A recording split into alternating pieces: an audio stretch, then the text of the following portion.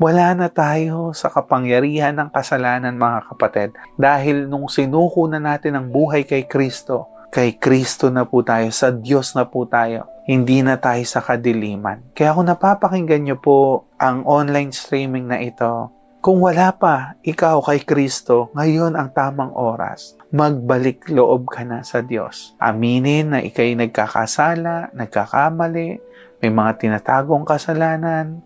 Mananalangin po tayo sa gabing ito. At pagsisihan, talikuran talaga ang mga kasalanang ginagawa. At kapag yan po ang ginawa mo sa gabing ito, ang kapatawaran, ang kagalingan ay iyong mararanasan.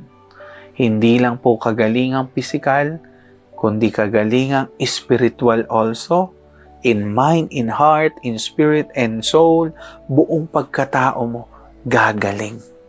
Maging sa sakit, wala pong imposible sa Diyos. Sa pamilya mo, ikaw mismo unahin ang sarili mo na sumuko sa Diyos, and later, gagamitin ka ng Diyos para akayin po ang ating pamilya na lumapit din sa Kanya.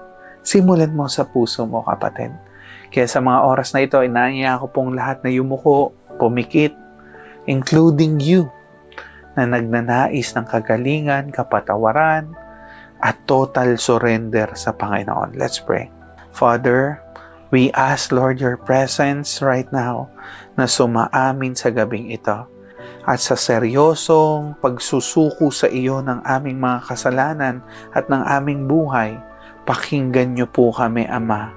Kapatid, habang nakayuko ka, nakapikit ka, kapatid, sundan mo ako sa prayer na ito at taos puso mong sundin ang prayer na ito. Panginoon, I admit, Lord, na ako'y makasalanan. Patawarin niyo po ako. Iligtas niyo po ako. Binubuksan ko po ang aking puso at nais ko pong pagharian niyo po ako. Tinatanggap ko po si Kristo bilang aking Panginoon at tagapagligtas. Ako po'y sumasampalataya sa kaisa-isa niyong anak. Turuan niyo po akong sumunod sa kalooban niyo sa akin dito sa lupa. Maghari po kayo. Salamat po sa kapatawaran. Salamat sa kaligtasan. Salamat po sa pagmamahal. Ito po ang aking dalangin sa pangalan ni Jesus. Amen. Ako na lang po ang magpe-pray.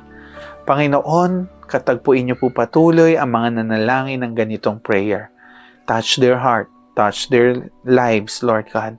And through them, bilang mga asin at ilaw, madadamay sa kanilang liwanag na sumasa kanila na ang kanilang buong pamilya, buong angkan. Healing ay dumating na sa puso ng taong ito at maging sa kanyang pamilya, maging sa kanyang trabaho man, eskwelahan man, sa kanyang pamayanan, Lord, dumadaloy ang kagalingan.